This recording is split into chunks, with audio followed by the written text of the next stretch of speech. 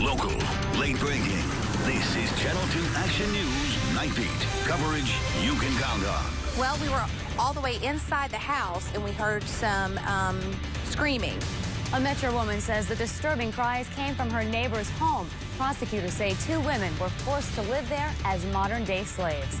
Good evening, I'm Kerry Kavanaugh. Tonight we have new details in the case of a Nigerian woman convicted of human trafficking and forcing 2 young women into labor in Gwinnett County. Channel 2's Napier Viteri is live in Sugar Hill, where she talked to a former neighbor who was so concerned she called police. Amy. That's right, Kerry. It was back in 2006 that prosecutors say Bidemi Bello was keeping 2 young women inside this home on Sweet Laurel Lane. I talked with the woman who lives in the house behind this one. She says she still remembers the sounds she heard coming from inside. We heard someone say, "Die, die, die," and it was so shocking.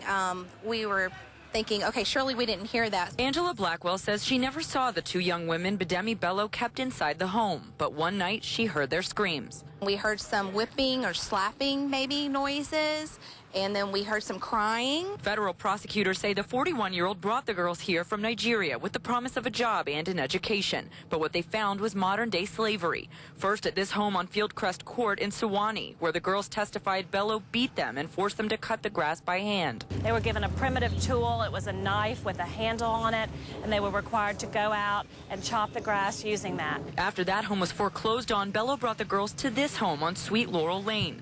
According to the affidavit, the girls slept on the floor and could not shower, only bathe using water in a bucket. Prosecutors say Bello beat one of the girls with a rolling pin and punched her in the mouth. Angela Blackwell told me she called police after what she heard that night, but didn't know until now what was going on inside the home. I have 3 children, and to think that we were playing within, just a few feet of all of this going on, it's just extremely disturbing. I mean, this is America.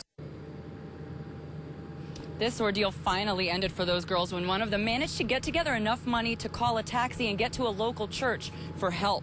A jury ended up convicting Bello of 8 counts, including forced labor and trafficking for forced labor. Her sentencing is set for August. We're live in Gwinnett County. Napier Viteri, Channel 2 Action News, Night Beat.